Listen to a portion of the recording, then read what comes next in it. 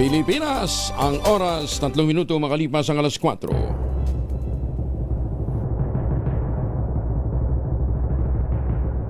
And the Golden Dove for Best Science and Technology Journalist goes to Angelo Palmones, DCRH. Ito na ang 28th KBP Golden Dove Awardee, Best Science and Technology Journalist, si Angelo Palmones sa Magandang Umaga, Pilipinas! DZRH, Magandang Umaga, Pilipinas sa DZRH Radio, DZRH TV at DZRH Online. Kasama si Kuya Angelo Palmones. Magandang Umaga, Pilipinas! Luzon, Visayas at Mindanao. Saan mang panig ng mundo naroroon ang mga Pilipino. Magandang umaga, Pilipinas. Bilis ng panahon ha. 13 ho tayo, 13. Oo nga, May 13 pa lang ngayon, ano ha? May 13, 2026, ngayon po ay Miyerkules. Sa ulo ng ating mga balita, Senator Bato de la Rosa, pumapila sa Pangulong BBM, huwag siyang arestuhin at dalhin sa The Hague. Kamara, formal nang sinimula ng paghahain ng articles of impeachment laban naman kay Vice President Sara Duterte. Ombudsman natanggap na ang partial report ng Blue Ribbon Committee kaugnay ng flood control scandal. Bilang ng pamilyang Pilipinong nakararanas ng involuntary hunger, nadagdagan pa ayon sa SWS. British lawyer, bagong itinalagang legal counsel ni Mayor Digong sa ICC. 3.3 billion pesos na laga ng sigarilyo sangkap sa paggawa ng tabako na diskubre sa 54 na container van sa Agusan del Norte. Higit sa 40 lugar sa bansa makararanas ng danger level na heat index ngayong araw. Kasama pa rin natin ang buong radyo natin FM nationwide, ang ating action radio station sa Luzon, Visayas at Mindanao. 91.7 BNFM Radio sa Cebu at 94.3 FM sa Jensan. Bagong balita, bagong impormasyon. Kasama si Kuya Angelo Palmones. Magandang Umaga, Pilipinas! Sa detalye ng mga balita, inaasahang makararanas ng danger level na heat index ang nasa 46 na lugar sa bansa ngayong Miyerkules, Mayo 13. Ayon sa pag-asa, posibleng umabot sa 45 degrees Celsius. Ang heat index ay Tiague, Isabela, Cameling Tarlac, Butuan City, sa Agusan del Norte. 44 na antas ng temperatura. 44 degrees naman ang inaasahan sa Tuguegarao City, Iba, Zambales, Sangli Point sa Cavite, Ambulong sa Tanawan, Batangas, Alabat, Quezon, San Jose Occidental, Mindoro, Dumangas, Iloilo at Panglao International Airport sa Bohol. Mainit din, 43 degrees Celsius naman ang inaasahang temperatura o heat index sa Muñoz, Nueva Ecija, Subic Bay sa Olongapo City, Hacienda Luisita sa Tarlac, Infanta Quezon, Coron, Palawan, Bira, Catanduanes, Huban, Sorsogon, Pili, Camarines Sur, Mambusao, Capiz, Catbalogan, Western Samar, Tacloban City sa Leyte, Borongan, Eastern Samar, Surigao City at Hinatuan, Surigao del Sur. Kabila naman sa mga lugar na makararanas ng 42 degrees Celsius na heat index ang Pasay City, Dagupan City sa Pangasinan, Bacnatan, La Union, Kasiguran, Aurora at Clark Airport sa Pampanga. Paalala ng Pag-asa, ang danger level heat index ay maaaring magdulot ng heat cramps at heat exhaustion na maaaring mauwi sa stroke. Sinuspende ng Land Transportation Franchising and Regulatory Board ng 30 araw ang operasyon ng 3 pampaserong bus ng isang kumpanya kasunod naman ng nangyaring aksidente sa Huban, Sorsogon. Ayon sa LTFRB, inisyohan na nila ng show cause order ang Elaville Tours Incorporated para ipagbigay alam ang naturang suspensyon at pagpapaliwanagin din ito kung bakit hindi sila dapat patawan ng parusa kaugnay ng aksidenteng kinasangkutan ng isa sa kanilang mga bus. Napag-alaman na 2 pasahero ng isang pribadong sasakyan ang nasawi habang isa naman ang nasugatan sa nasabing trahedya nitong Lunes sa kahabaan ng Maharlika Highway sa may bahagi ng Barangay Rangas. Bukod sa pagpapaliwanag at pagharap sa pagdinig sa Hunyo 1, ipinagutos din ng LTFRB na isalang sa pagsusuri ang sangkot na driver ng bus para malaman kung nasa tamang kondisyon ito nang mangyari ang naturang aksidente. Pinaiimbestigahan din ng ahensya kung sumasailalim sa preventive maintenance services at iba pang roadworthiness check ang mga bus ng naturang kumpanya. Pumanaw na ang 5 taong gulang na batang lalaking pinagsasaksak at binugbog sa Navotas City noong Marso matapos ang higit 1 buwang gamutan. Namatay ang bata sa lala ng tinamong sugat sa leeg at yan sa kabila ng matinding gamutan mula nang mangyari ang naturang insidente. Marso 31 nang makita ang biktimang duguan malapit sa NLEX Ramp, Barangay North Bay Boulevard, South Proper sa Navotas. Batay sa kuha ng CCTV, nakita ang bata na kasama ang suspect at 2 pang menor de edad bago ang pag-atake. Sa ngayon, hawak na ng otoridad ang suspect na naharap sa kasong frustrated murder at paglamag sa anti-child abuse law. Sugatan naman ng 12 katao kabilang ang 4 na menor de edad matapos ang aksidente ng kanilang sasakyan sa Antipolo, Rizal. Ayon sa police report, binabagtas ng mga biktima ang Marcos Highway sa Barangay Bagong Nayon bandang 1:00 ng hapon nang mangyari ang aksidente. Pinaniniwalang nakatulog ang driver habang nagmamaneho dahilan upang mawalan siya ng kontrol sa sasakyan. Bumangga sa konkretong barrier bago tuluyang tumihaya ang sasakyan. Agad naman responde ang mga otoridad, isinugod sa malapit na ospital ng mga biktima upang malapatan ng lunas. Magandang umaga, Pilipinas! Pinaiimbestigahan ng National Bureau of Investigation ang Peanut Gallery Media Network. Ang founder nito si Franco Mabantat, ang anchor na si CJ Hero, kaugnay na umano'y paid content noong 2025 midterm elections. Kasunod dito ng inihayang reklamo ng dating Quezon City 4th District Congressman na si Marvin Rillo. Ayon kay Marvin Rillo, nagpakalat ng mga panirang video at social media posts ang PGMN na nag-uugnay sa kanya sa umano'y anomalya sa proyekto ng gymnasium ng Carlos L. Albert High School. Ginit Rillo, posibleng bahagi ito ng isang bayad na operasyong politikal upang sirain ang kanyang reputasyon o panahon ng kampanya. Hiling nito sa NBI, alamin kung tumanggap ng bayad sina Mabanta at Hero upang mag-promote ng mga kandidato o manira ng mga kalaban at kung idiniklara ito alinsunod sa eleksyon at tax laws.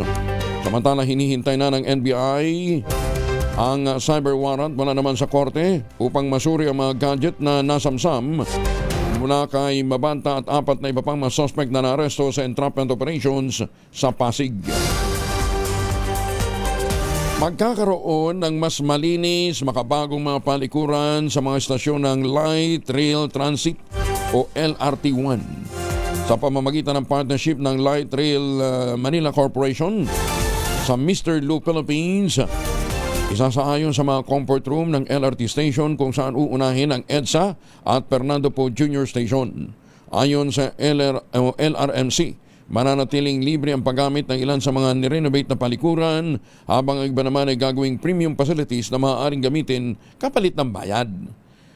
Walang dito ka. Sa ibang bansa, libre ho yan. Ang ganda-ganda. Meron hong libreng tissue. Yun nga lang, pagka daw Pinoy ang pumunta, o kaya, hindi lang naman Pinoy, inuuwi yung tissue.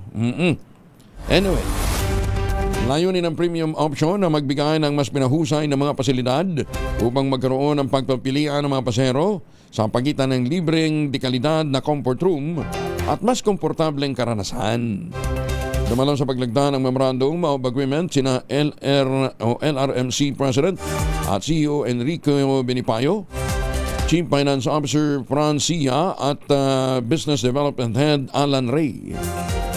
Inatawa naman ng Mr. Lou Philippines sina Founder at CEO Andreas Warner, Senior Business Development Manager Christina Bolcan at yung kanilang project manager na si Jude Gador. Ayon kay Benipayo, bahagi ito ng patuloy na pagsisikap ng LRMC na mapabuti ang karanasan ng mga pasahero hindi lamang sa biyahe kundi pati na rin sa pangunahing pasilidad ng istasyon. Inaasahang magsisimula sa lalong madaling panahon ng renovation at construction habang target namang makumpleto ang pilot rollout sa dalawang istasyon pagsapit ng ikatlong quarter ng 2026. 13 minuto na makalipas ang alas 4 ng umaga. Ay mga misis, amoy araw mas si Mr. Pag-uwi galing ng trabaho, abay dalian sa germ sa katawan nila. Para labanan ang amoy araw at amoy pawis, gumamit ng Shield Bath Soap regularly. Unbeatable ang Shield sa paglaban sa germs versus another brand. May shea butter, pampalambot ng kuti sa presyong abot kaya, $12.50 SRP. Kaya naman recommended ito ng Philippine Nurses Association. Kaya mga misis, I challenge you, subukan ng Shield Bath Soap. Galit sa sakit, may malasakit, sulit na sulit. Tumutok sa DZRH at manalo ng instant 1,000 pesos sa Malakas promo kasama ang Pride Detergent. Malakasan ang makinig at manood sa DZRH. Ang tropa ni Sherwin Alparo kasama ang Pride Detergent ay nandyan ngayon sa Barangay Bangkal, Makati City. Ulitin natin. Si Sherwin Alparo kasama ang Pride Detergent at ang tropang Pogi ay nandyan sa Barangay Bangkal, Makati City. Ready na ba kayong tandaan ang ating word of the day para manalo ka ng DZRH mini component? Eto na! Yan. Ang ating word of the day ay remonstrate. Parang demonstrate. No? Pero ito, remonstrate. Ano yung remonstrate? Sa Tagalog daw po ay tumutol. Sa Cebuano, misupak. At sa Ilocano, nagkadkad. Remonstrate ang ating word of the day. Maganda umaga, Pilipinas! Alas 4:15, aabot sa 3.3 billion pesos na halaga ng sigarilyo at raw tobacco ang nadiskubre ng Bureau of Customs sa 54 na container van sa isang container yard sa Agusan del Norte. Sa ulat ni Customs Commissioner Ariel Nepomuceno, kabilang sa nadiskubre sa isinagawang inspeksyon ng Port of Surigao kasama ang Philippine National Police. Natuklasan ng Bureau of Customs ang iba't ibang brand ng sigarilyo. Kabilang dito mga brand na Red at Menthol, Modern, Red at Menthol Carnival, Nice Baisa, Commando, Gold HP, Delta, GJB, FH, BR Centro, Bosco, at TS Cigarettes. Ba? Hindi natin alam ito mga brand na ito eh. Dalawang container ba naman ang natuklasang naglalaman ng kahon-kahong raw tobacco materials at base sa container numbers o base sa container numbers posibleng mula sa mga naturang kargamento sa ibang bansa. Ayon kay Customs Commissioner Yulio Pomoseno, bahagi ang nasabing hakbang ng pinigting na kampanya ng ahensya laban sa smuggling. Matapos mabigo ang mga kinatawan ng shipping line at ang consignee na magpresenta ng duties and taxes, import permits at shipping documents ng mga naturang kargamento. Dahil dito agad na kinandado ang 54 na container van at binabantayan ngayon ng Customs Police at ang PNP habang nagpapatuloy pa ang investigasyon. Posibleng kumaharap naman ang nasa likod ng mga naturang kargamento ng kasong paglabag sa Customs Modernization and Tariff Act at Vaporized Nicotine and Non-Nicotine Product Regulation Act. Wanted sa batas na dating NP sa Samar na sangkot sa kasong pagpatay. Natimbog naman sa joint operation ng mga otoridad. Detalye na balita mula kay Jane Galit Bantayan, RH34, Jane Membutag. Sa isang joint police operation sa panguna ng First Northeast Samar Provincial Mobile First Company, naristo isang dating miyembro ng New People's Army sa Samar na nagtagos sa batas nang masangkot ito sa isang krimen.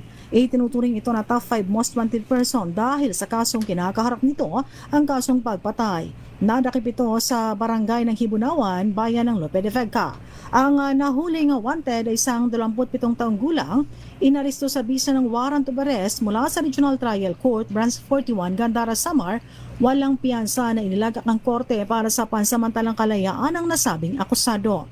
Katuwang sa pag-aaristo ang kapulisan mula sa bayan ng Lope de Vega, 2nd Northeast Samar Provincial Mobile First Company, Police Intelligence Unit at Provincial Investigation and Action Management Unit ng Samar Police Provincial Office. Ayon sa PNP, ito ay dating miyembro ng New People's Army ng Communist Group sa ilalim ng Sub-Regional Committee in Purio. Nasa kustodiya ito ngayon ng 1st Northern Samar Provincial Mobile First Company para sa tamang disposisyon. Mula sa Aksyon Radyo Katarman, RH34, Jane Galit Bantayan ng DZRH. Una sa Pilipinas, una sa Pilipino. Daghang salamat, Jane. Bagong smart radio at cellphone naman, dagdag puwersa ng police operation. Ito po ang pagpapalakas ng PRO Eastern Visayas. Detalye na balita mula kay Jimmy Angay, RH32, maupay nga agad, Jimmy. Mas papaigtingin pa ng Police Regional Office 8 ang kanilang communication capability matapos tumanggap ng mga bagong smart radio at mobile phones para sa mas mabilis na police response sa Eastern Visayas. Isinagawa ang blessing at turnover ceremony sa Camp Roberto Canglion, Palolite sa panguna ni Brigadier General Jason Capoy, ang Regional Director. Kabilang sa pinamahagi ang 140 units na Hytera P60 Smart Push-to-Talk over cellular radio na nagkakalagang magi 2.5 milyong piso at pinunduhan sa ilalim ng PNP Trust Receipt Fund. Tumanggap din ang Police Regional Office ng 222 na units ng Smart Loyalty Phones mula sa National Operations Center bilang pagkilala sa mga tanggapan na maayos at responsable sa paggamit ng communication assets.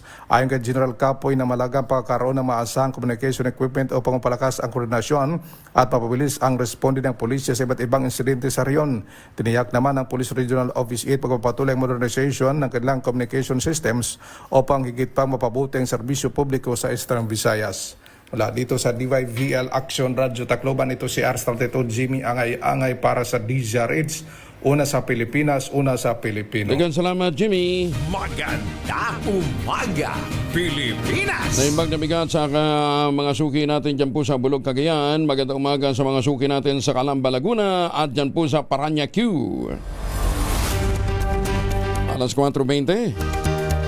Muli, nag-aanyaya po ang Philippine Amusement and Gaming Corporation sa mga mahilig mag-photography dyan, ha? Mga nagsushoot-shoot. Balip na mga TikTok na hindi nyo pinagkakakitaan, eto magandang opportunity. Tuloy po ang pagtanggap ng PAGCOR para sa mga entries ninyo sa 2026 PAGCOR Photography Contest. Antay mga po ay Kids at Play. Naglalayong ipakita ang simpleng tagpo na sumasalamin sa pagiging masayahin ng mga bata at mga asal na kanilang natutunan sa paglalaro. Bukas ito sa lahat ng mga Pinoy photographers na edad 16 years old pataas, kahit ito yung mga professional o mga amateurs. Ayon kay PAGCOR Chairman at Chief Executive Officer Al Tenco, ang andang paligsahan na manatiling buhay ang mga tagpo na nagpapakita kung paano nakatutulong ang laro at libangan sa paghubog ng karakter at pangarap ng mga paslit. May 3 kategorya ang patimpalak na pwede nyo salihan, yung conventional, mobile at drone categories. Doon sa conventional, yung mga gamit ay conventional camera, yung mga mirrorless, compact. 8 pipiliin dyan na mananalo ng tig 100,000 pesos plus trophy. Sa mobile at drone categories naman, tigwa 8 din po ang pipiliin. At ang bawat isa ay mananalo ng 50,000 pesos plus trophy. Ang deadline ng submission ay June 30, 2026. Ipadala nyo inyong mga entry sa www.pagcor.ph/photocon 2026. 22 na makalipas ang alas 4 ng umaga. Nang hold up sa isang nagja-jogging sa Bataan. Ayon, arestado. Nakumpiska din ang baril na ginamit sa krimen. Detalye na balita mula kay Danny Kumilang, RH37. Danny, good morning. Arestado ang isang hold-upper sa isinagawang hot pursuit operation ng Samal Municipal Police Station sa ilalim ng pamumuno ni Police Major Gary Lupian matapos nitong hold-upin ang isang nagja-jogging sa bayan ng Samal, Bataan. Kinilala ang suspect na si alias Adrian, 46 anyos, residente ng Tondo, Maynila. Ayon sa ulat, alas 7 ng umaga kahapon nang hold-upin umano nito ang biktimang si Romel Casio na nagja-jogging sa M. Calara Street, Barangay West, Calagiban, Samal. Tinutukan umano ng baril ang biktima at sa pilitang tinangay ang kanyang kwintas bago tumakas sakay ng motorsiklong NMAX. Matapos may ulat ang insidente, agad na nagsagawa ng investigasyon at hot pursuit operation ang Samal Municipal Police Station na nagresulta ito sa mabilis na pagkakaresto ng suspect sa La Vista Resort sa Barangay Central, Lungsod ng Balanga. Nabawi mula sa suspect ang tinangay na kwintas na nagkakalaga ito ng 150,000 pesos, isang kalibre 45 na baril na may 4 na bala, motorsiklo at iba pang ebidensyang ginamit umano sa krimen. Naharap ngayon ang suspect sa kasong robbery at paglabag sa RA 10591. Danny Kumilang, RH37, DCRH, una sa Pilipinas, una sa Pilipino. Maraming salamat, Danny. May paabak kagayungan sa mga suki natin dyan sa Pampanga. Dito pa rin sa Luzon, 54 anyos na breeder ng manok, Panabong. Pinagbabaril sa Kalasyaw, Pangasinan, patay. Masantos sa kabasan, i-check kami sa ating mga kababayan dyan sa Pangasinan. Detalye na balita mula kay Aris 38, Freddy Fajardo. Freddy. Masantos siya kabusang Kuyang Angel. Hindi na umabot ang buhay sa paggamutan ng isang 54 anyos na lalaking breeder ng manok Panabong na residente ng Barangay Ambunaw, Kalasyaw, Pangasinan matapos itong pagbabaril ng riding in tandem suspect. Base sa ulat ni Kalasyaw ay si Chief of Police Lieutenant Colonel Rodel Gabaten, naganap ang krimen pasado alas 4 ng hapon kahapon sa Barangay Ambunaw ng nasabing bayan. Sakay ng motorsiklo ang biktima na nakahinto sa harapan ng kanyang farm na hinihintay na buksan ng kanyang caretaker ang gate nang biglang dumating ang riding in tandem suspect at agad itong pinagbabaril na tinamaan sa iba't ibang bahagi ng katawan ng biktima na agad namang nadala sa paggamutan sa Dagupan City, subalit idiniklarang din doon arrival na ng attending physician. Mabilis na tumakas ang mga suspect matapos ang krimen na siya ngayong pinaghahanap ng mga otoridad.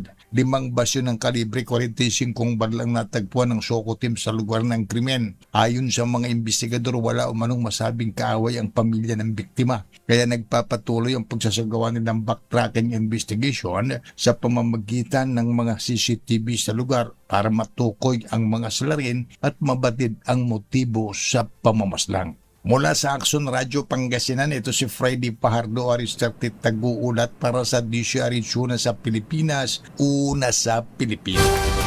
Maraming salamat, Freddy. Tumaas naman ng 18% ang rice imports ng bansa sa unang 4 na buwan ng taong 2026. Sa datos ng Bureau of Plant Industry, pumalo sa 1.68 million metric tons ang inangkat na bigas ng Pilipinas mula Enero hanggang Abril, mas mataas kaysa sa 1.42 million metric tons sa kaparehong panahon noong 2025. Ayon sa Bureau of Plant Industry, 71% pa lamang ito sa 1,508 sanitary and phytosanitary import clearances na kanilang inoprobahan para sa kabuang 2.24 metric tons ng import volume sa nasabing period. Vietnam pa rin ang nananatiling top rice supplier ng Pilipinas. Sumasaklaw ito sa mahigit 86% ng total imports. Sumusunod ang kuha natin mula sa Thailand, Myanmar at Cambodia. Target ng pamahalaan na gamitin ang mga naturang rice imports para punan ang inaasahang kakulangan ng produksyon ngayong taon dahil sa mataas na fertilizer cost at potensyal na epekto ng Super El Nino. Mantakin nyo. Yung tinuruan natin kung paano magtanim ng tamang pagtatanim ng palay, yung mga Vietnamese. Ngayon malaking porsyento ng ating bigas na kakainin nanggagaling sa kanila. Ang galing nating teacher, di ba? Maganda umaga, Pilipinas! Mga mamis, laundry day today. Kunuto ka ba kapag makapit, madikit at malupit ang mantsa? All you need is pride. Ba't mapahirapan ang self ko sa pride? Easy at worry pa rin naman ang laundry. Sa triple stain hair formula, tanggal matitindi mantsa based on Tessa Chocolate, Mud and Sabonon Cotton. Gawa po ito ng ACS. Bagong balita, bagong impormasyon. Kasama si Kuyang Angelo Palmones. Magandang umaga, Pilipinas! Alay, kumusta na ho yung mga taga-Balagtas, Bulacan? Aba, kumusta ho yung mga suki ho natin dyan po sa Taipei, sa Hong Kong, basta sa iba't ibang panig ho ng mundo, ano ha? Mga galing dyan ho sa Middle East, kumusta na ho kayo ha? Ingat. Lalo na sa mga seafarers natin ha, ingat po kayo. At kung pauwi na ho kayo ng Pilipinas, huwag lang magpasalubong na imported na tsokolate dahil meron po tayong tangerine chocolate. Yan po ay brand ng mga magniniyog ng mga magsasaka dyan po sa lalawigan ng Quezon. Katulong nga po ni Dr. Helen Tan yung po mga planting material ng kakao galing Davao. Hinakot po yan sa Quezon para maitanim sa iba't ibang mga lupain dyan, sa mga sakahan dyan. Nagpuproduce na sila ng dekalidad na cacao beans, pinoprocess para maging tangerine chocolate. Available yan sa 0919-095-5935.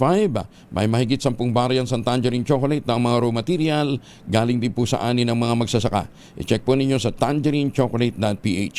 Sabi nga po ni Dr. Helen Tan, sino bang magmamalasakit sa Pilipino kundi ang kapwa Pilipino? Kaya sa bawat tangkilik natin ng tangerine chocolate, pinalalakas natin ang loob ng ating mga magsasaka, pinalalakas natin ang ating lokal na ekonomiya. Tangerine chocolate 100% gawang lokal, but taste and looks global. Tinulungan ito ng DTI at ng DOST. Tangerine chocolate 100% gawang atin. Pakiusap ni Dr. Helen Tan, sana naman ay ating tangkilikin.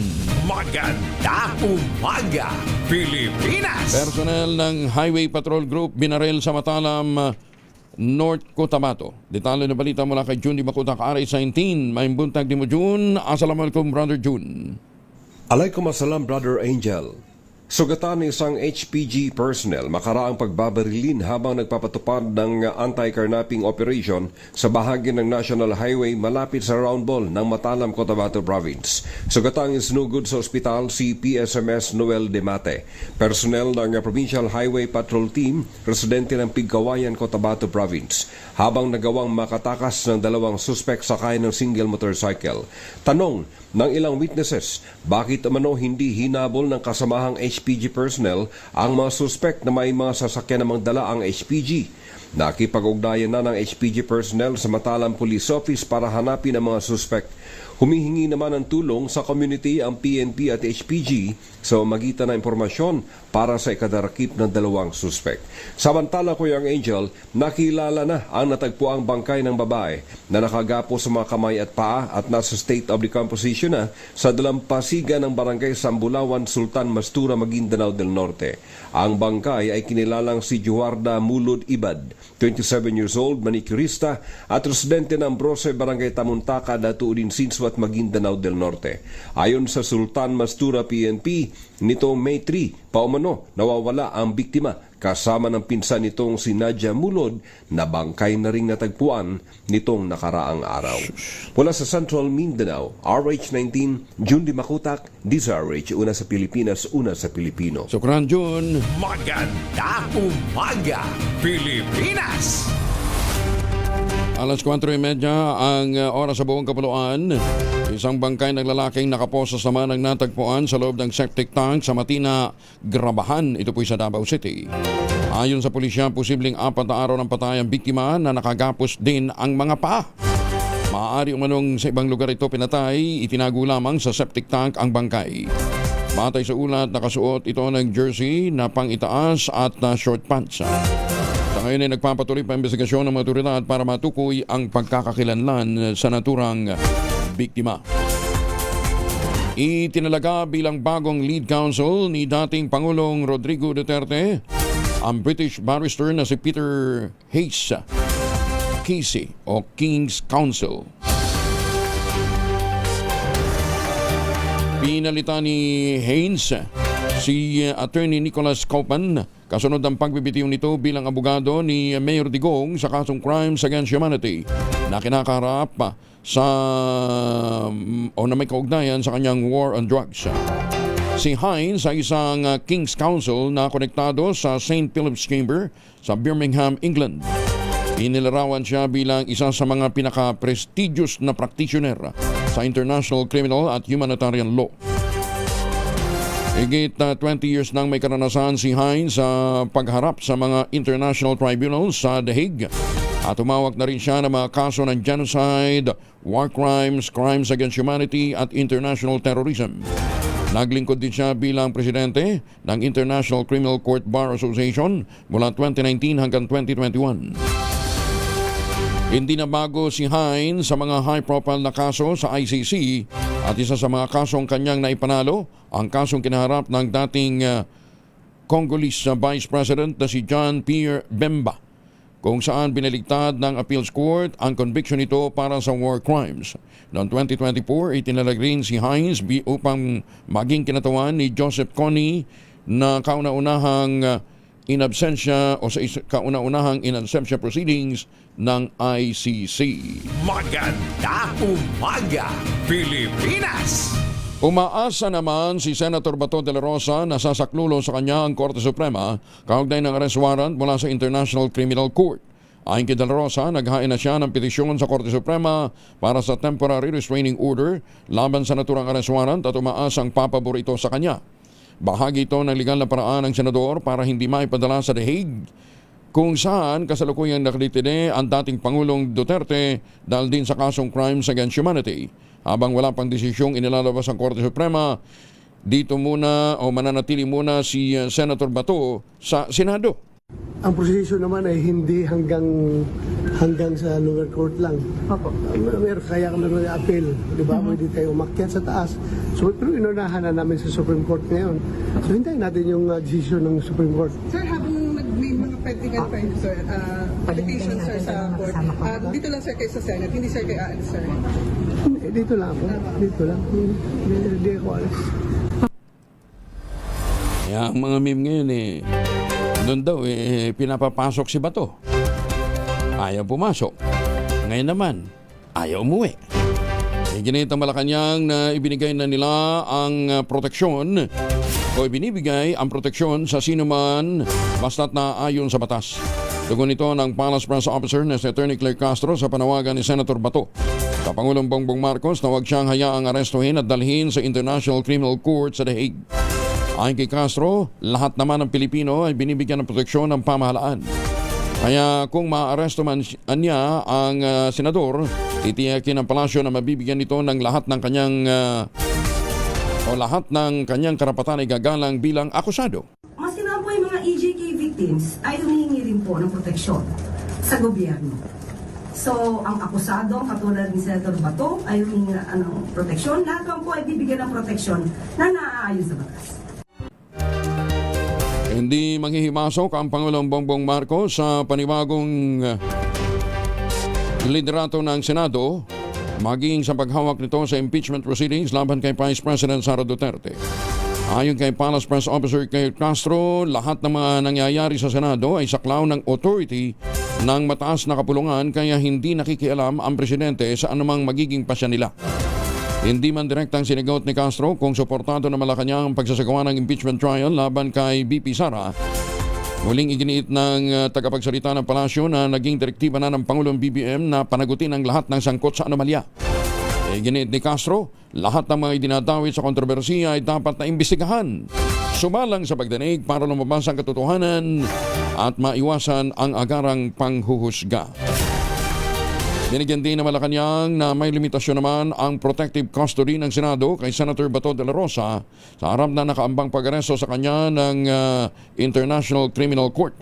Ayon kay Palace Press Officer Claire Castro, bagamat may pribilehiyo ang mga senador para makaiwas sa pag-aresto, habang nasa sesyon at nasa bisinidad ng Senado, meron din itong hangganan. Paliwanag ni Castro, hindi maaaring magamit ng sinumang senador ang naturang privilege kung ang kasong kinakaharap nito ay may parusang higit sa 6 na taon. Kaugnay nito, iginit din ng opisyal, alam dapat ng Senado ang batas at kung hanggang saan lamang ang sangkop o sakop ng kanilang kapangyarihan. May tuturing umanong suspect at large si Senator Bato de la Rosa kasunod ng pagsusupubliko ng International Criminal Court ng warrant of arrest laban sa kanya. Ayon sa National Union of People's Lawyer, ang nasabing warrant ay inisyu noon pang Nobyembre ng 2025 at hindi na kailangan ng local court warrant mula sa Korte ng Pilipinas para ito'y maipatupad. Naniniwala ang NUPL na dapat ihain ng kaukulang mga otoridad sa Pilipinas ang nasabing arrest warrant at arestuhin si De La Rosa. Panawagan ng NUPL agad isagawa ang pag-aresto kung mahalaga para sa mga pamilya ng biktima o agad na isagawa ang pag-aresto dahil mahalaga ito para sa mga pamilya ng biktima ng extrajudicial killings dahil sa Duterte War on Drugs. Pinasusuko naman ng 5 kapwa niya senador si Senator Ronald Bato de la Rosa sa mga otoridad sa halip na magtago sa Senado. Sa resolusyong inihain ni dating Senate President Vicente Tito Soto III, Senator Bam Aquino Risa Ontiveros, Panfilo Lacson at Kiko Pangilinan, iginit na ito na walang legal na basihan ang pagkakanlong ng Senado kay De La Rosa. Paliwanag na ito, limitado lamang ang immunity ng mga senador at dahil grave offense ang kinakaharap ni De La Rosa, hindi ito saklaw ng immunity. Wala rin na nila sa saligang batas o sa rules ng Senado ang nagpapahintulot na maging institutional refuge o kanlungan ng sinumang may warrant of arrest ang mataas na kapulungan. Iginit din ng 5 senador na noon pa man, iginagalang ng Senado ang proseso ng Korte, gaya ng sumuko si dating Senate President Juan Ponce Enrile, dating Senador Leila de Lima at Antonio Trillanes IV. Hinikayat din ng nasabing 5 miyembro ng bagong Senate Minority Bloc si De La Rosa gamitin ang tamang legal na remedies o judicial process sa halip na umasa sa proteksyon ng Senado. Punto naman ito, ang paggalang sa batas ay mahalaga upang manatili ang integridad ng mga nasa gobyerno. Mariing itinagi ni Senator Bato ang mga akusasyon na may kinalaman siya sa pagbatay noong panahon ng kampanya laban sa ilegal na droga sa ilalim ng Duterte administration. Kasabay nito mga pilang senador kay Pangulong Bongbong Marcos na protektahan ng mga Pilipino laban sa banta ng pag-aresto ng mga dayuhang hukuman, partikular na ang International Criminal Court. Ayon kay De La Rosa, fabricated o gawa-gawa lamang ang mga aligasyong isinumite sa ICC. Depensa nito, bagamat siya ang nanguna sa gera kontra illegal drugs bilang dating hepe ng Philippine National Police, kailanman hindi siya nag-utos ng pagpatay. Paliwanag ni De La Rosa, ang papilamang niya noon ay ang pamunuan ng war on drugs at hindi ibig sabihin nito ay inutusan niya na ang mga pulis na patayin ang mga suspect. Malinaw din na niya ang mandato ng pulis noon sa war on drugs na ipagtanggol lamang ang kanilang sarili kung malalagay sa panganib ang kanilang mga buhay. Iginit din ng senador na hindi niya tinatakbuhan ng batas. Handa niyang harapin ang kaso kung ito isinampa sa Pilipinas at hindi sa ibang bansa. Naninindigan din si Senator Bato na gagamitin niya lahat ng available na legal na paraan para hindi siya madala sa dehig. Ayon kay De La Rosa, handa siyang gawin ang lahat ng legal remedies upang hindi siya maaresto at ipadala sa International Criminal Court kasunod nga ng kumpirmasyong may arrest warrant na laban sa kanya. Si Senator Bato ay nasa protective custody ng Senado matapos ng tangkang pag-aresto sa kanya ng National Bureau of Investigation noong Lunes.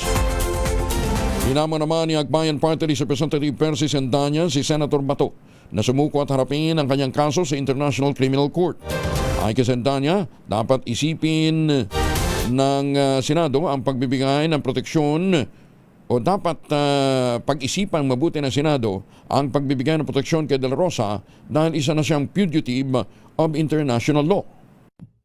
As Duterte's PNP chief, Bato de la Rosa oversaw a campaign of violence and human rights violations on civilians, depriving them of due process and subjecting thousands of fellow Filipinos to unspeakable atrocities. I urge the Senate leadership to carefully reflect on its decision extending protection to De La Rosa. De La Rosa is a fugitive of international law and must be made to answer for his crimes against the Filipino people. By harboring a fugitive, it deprives his victims of the justice they truly deserve. Kay Senator Bato de la Rosa, ipakita mo ngayon ang pinagyayabang mong tapang. Tigilan mo na ang pagtatago na parang daga at lumabas ka sa lungga mo. Sumuko ka at harapin mo ang kaso mo. Oras na para panagutan at pagbayaran ang mga ninakaw niyong mga buhay. Nagkainitan naman ang mga tauhan ng Philippine National Police at mga taga-suporta ni Senator Bato sa labas ng Senado. Ito yung makarampumalag mga supporters ni Senator Bato ng palipatin sila ng pwesto ni Pasay City Police Chief Colonel Joselito de Sesto. Ayon sa mga taga-suporta ni Senator Bato, pinangangambahan nilang kidnapin ng senador at dalhin sa International Criminal Court sa The Hague. Sabi pa ng isa sa kanila, handa siyang isakripisyo ang kanyang buhay para kay Bato. Nakalahating taon ang absent sa Senado. So baka paulit-ulit yung ginawa kay Tatay Digong na kinidnap para sa amin para sa akin, ordinaryong tao, kinidnap si Tatay Digong. So nawag nang maulit sa ginawa, gagawin nila ulit kay Senator Bato de la Rosa. Kaya ako magsakripisyo ng buhay ko, protektahan na si Senator Bato de la Rosa. Totoo yun, kahit mag-isa lang ako. Minura pa ng isa sa mga taga-suporta ni Senator Bato, si Colonel Disesto. Nagmato pa ng monoblock dahil sa hindi pinayagan ang kalang grupong iposisyon ang kanilang sound system sa mismong gate ng Senado. Kinundina ni Vice President Sara Duterte ang tangkang pag-aresto kay Senator Bato de la Rosa sa loob ng Senado. Isang panayam sa Vice Presidente sa The Hague, tinawag nitong mali ang nasabing hakbang, inihambing pa ito sa nangyaring paghuli sa kanyang amang sinating Pangulong Digong Duterte. Iginit ni VP Inday Sara, dapat dumaan sa lokal na legal na proseso ang anumang kautusan mula sa labas ng bansa bago ito ipatupad sa Pilipinas.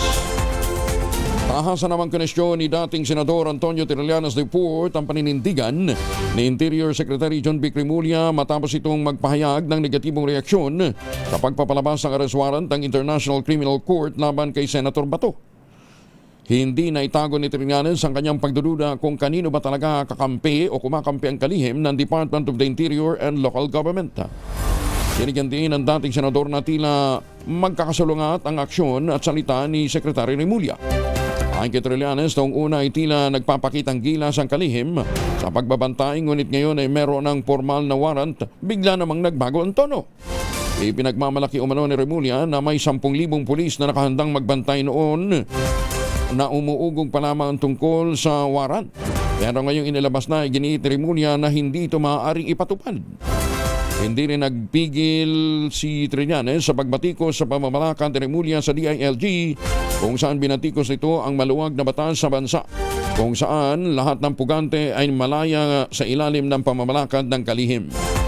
Ang banat niya nga siguro daw kung babawasan ni Senator John Vic ang press conference, baka may mahuli itong mga kriminal. Nilinis naman ang ousted Senate President na si Tito Sen, ni Senator Vicente Soto III ang kanyang pangalan, kaugnay ng tangkang pag-aresto ng National Bureau of Investigation Agents kay Senator Bato de la Rosa sa loob ng Senado. Paglilinaw ni Soto, wala siyang kinalaman at hindi niya binigyan ng permiso ang mga operatiba na arestehon si Bato. Depensa nito ay pinabatid sa kanya ng isang kinatawan ng NBI ang planong paghahain ng arrest warrant laban kay Senator Bato. Pero ang tanging isinagot lamang niya ay makapag-ugnayan sa Office of Sergeant at Arms ng Senado.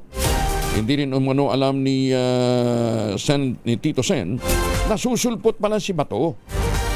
Sa araw na yon sa Senado, matapos nga ang nasa 6 na buwan itong pagliban at hindi pagpapakita sa sesyon. Early in the morning, an NBI representative came to see me and told me they have a warrant of arrest for Senator De La Rosa. I said, simply, I said, coordinate with OSA. As simple as that. Why? I didn't realize that he was coming. I didn't know that he was going to be there in the afternoon. I just thought it was a simple information given the Senate President that a member of the Senate was being issued a warrant of arrest. Ayun. Maaaring itinanggi naman ng Philippine National Police na dumistansya sila sa pagpapatupad ng arrest warrant mula sa International Criminal Court dahil si Bato de la Rosa ay dating hepe ng PNP. Paliwanag ng PNP spokesperson na si Brigadier General Randall Tuanyo, kailangan nilang sumunod sa tamang proseso bago aksyonan ng naturang arrest warrant. Ayon kay Tuanyo, wala pa silang natatanggap na alerto mula sa Philippine Center for Transnational Crimes na silang tatanggap ng request mula sa Interpol. Nilinaw din ng PNP spokesperson, hindi nila pinabayaan ang NBI na mag-implementa ng warrant at ininihilang hindi pa sila pinupulong ng PCTC. Nais po namin linawin na hindi lang pinag-uupaya sa ibang agency yung pag-aresto po kay Senator Bato de la Rosa. Sapagat sinabi mo po, doon sa apat na ahensya, ang maaaring itap ng NCP, PCTC, Manila ay NBI at yung Philippine National Police para i-assist yung Interpol Manila. Maganda umaga, Pilipinas! 47 na makalipas ang alas 4 na umaga. Itutuloy naman ang kaso laban sa nagpakalat ng umano'y sex scandal ng hang actor na si Ron Angeles. Showbiz na pala ito. Detalye ng balita mula kay Gorgie Rula. Gorgie, good morning! Hindi pa rin matapos-tapos ang issue ng kumakalat na sex video ng mga naggwagwapuhang aktor. May ilan pang kumakalat na mga video pero ang mga unang napapabalita ay napapansin na at dumami pa nga ang racket. Isa na rito ang hunk actor na si Ron Angeles na sunod-sunod ang mga TV appearances pati mga events. Ang sabi nga ni Ron, hindi na raw niya iniisip ang mga negatibong epekto ng video scandal na iyon kundi dito na raw siya sa positibo. Nakatulong pa nga raw sa kanya ang iskandalong iyon. Involved pa siya sa ilang advocacy at kilala na siya. Pero nilinaw ni Ron Angeles na tuloy pa rin daw ang pagsampa niya ng kaso sa mga taong sangkot sa paggawa at pagpapakalat nitong sex video. Kaya hinihikayat din niya ang iba pang aktor na nasangkot sa naturang iskandalo na magsalita, sumama sa pagsampa ng kaso para mas lalong bumigat pa itong kaso. May ilan na kasing nahuli pero mas makakatulong daw kung makiisa ang iba pang nabiktima nitong sex video scandal. Gorgie Rula po nag-uulat mula sa showbiz ng DZRH, una sa Pilipinas, una sa Pilipino. Maraming salamat, Gorgie. Tumutok sa DZRH at manalo ng instant 1,000 pesos sa Malakas promo kasama ang Pride Detergent. Malakasan ang makinig at manood sa DZRH. Kaliwat ka ng skandalo. O dito na muna tayo sa Barangay Bangkal sa Makati City. Kasama ang Pride Detergent. May huli na si Sherwin Alparo. Sherwin! Yes, Kuya Angel, nako, kasama ka rin ba namin na magdamag, nagpaypay dahil sa alinsangan ng panahon? Biglang nag-brown out. Oo, kasi umulan ng konti, tapos parang nakakabitin yung init ng lupa. Andito pa rin. Tignan mo naman yung bunbunan ni tatay. Mamasa-masa pa. Magandang umaga po. Akala ko anong tumbukin mo. Siyempre yung bunbunan. Doon tayo sa bunbunan nagpapawis. Ang init, ang alinsangan, para ang lagkit-lagkit. Kayo pa ba naglalagkit? Laglagkit talaga. Pangalan nyo, tatay? Reynaldo Meos. Si tatay Reynaldo na nagtitilas dito ng baboy. Yan, tignan mo naman, ang ganda ng baboy, sariwang-sariwa. Ang ninipis ng mga pork chop. Yung pork chop parang bond paper. Kasi ganun talaga. Yan ang yan ang bagong slice ng ngayon. Pang ano yun pang samgu. Pang samgyupsal. Samgyupsal. Ayan At magkano kilo ngayon ng karne? 330. Ha? 330. 330. Uy, bakit parang oras na lang ang karne ngayon, 330. Hindi, magkano ang kuha nyo? 275. 275. Diyos ko, magkano lang? 15? 15 lang ang tubo sa kada kilo. Hindi, 275. 330. O, malaki din. Malaki. Maganda pakita. Balit 55. 55. 55, tama ba? Hindi. Pero ito, hindi naman ito mabinta ng 55. Panlibre na ito. Yung mga buto. Mga na ito. Yung buo. Yung buo. Malaki din palang reseko niyan. Yung kanina, may tinapon ako na bungo. Wala na yun. Kasama yung sa timbang, di ba? Timbang yun. Oo. Laki din malaki din palang ang lugi dahil yung mga hindi maibebenta. Dito lang kami bumawi sa Limpo. Kasi 385 lang. 385 ang kilo. Pero mas mura-mura pa rin kasi kumpara sa mga supermarket, nasa magkano rin yan. Basta ako, I'm sorry tayo pero ako hindi na ako kumakain ng karne baboy. Bawal ka na kasi yung hawak mo ang gout. Oo. Hindi masarap. Sasakit lang talaga. Wala nang masarap na karne ngayon sa akin. Lahat ng red meat hindi masarap. Ayan. Pero ito masarap dahil yung kanyang radyo, tignan mo natin sa may timbangan. Ayan palagi niyang pinakikinggan na napakalakas nito sa kanyang tindahan. Yung kanyang radyo. Anong brand yan? Tay, anong brand yan si radyo nyo? Parang yan yata. Bit. Ikalar, Pumurahin lang yan, 300 lang yan. Ayan, papalitan natin na mamahalin yan mamaya kapag nasagot mo yung ating word of the day. Pero eto muna ang unang tanong, sinong paborito mong announcer sa DZRH tuwing umaga? Angelo Palmores. Kuya Angel Palmones, eto meron kang 1,000 pieces. Uy, Thank you. Daming pera ni Sherwin. Pinapakita ko lang para makita niyo kung saan galing yung 1,000 doon sa maraming grupo. Pero eto pa ang tanong, sinong paborito mong announcer? Nasagot mo na. Sinong, ano pala ang ating word of the day? Yan ang ating word of the day para makaming ating medium component. Remonstrate. remonstrate. Yan o, congratulations. Nakuha mo ating word of the day, nakuha mo ating medium component atid sa atin ang Astron, ang official radio set partner na DZRH. Alagang Astron, alagang maasahan at meron ka rin tatanggaping grocery mula yan sa ACS at sa DZRH. At syempre meron ka pa, pinakamalaki, pinakabago, pinakamabango, ang Pride with Proper Conditioner, Korean Sorghum Bloom Detergent Powder with Stain Away Formula, 2 kilo yan, kaya kahit gano'ng karaming labahan, ubos yan. And speaking of labahan, lalaban gamit ang Pride Detergent, ang pinakabagong DZRH t-shirt na minamodelo ng kapitbahay nyo. May pinakamalalim na dimple. Ang lalim din ng dimple nyo, no, Tay? Tay, anong probinsya mo, Tay? Anong probinsya mo? Leyte. Leyte. Ormoc kami, Ormoc. Ormoc. Kila Richard? Maupay nga aga, ha? Maupay nga aga, Tay, ha? Cebuano salita namin. Cebuano ba dito? Binago na. Di mo alam. Pero kamulo ka mo sulti Guaray? Hindi, nakasabot lang. Kasabot lang.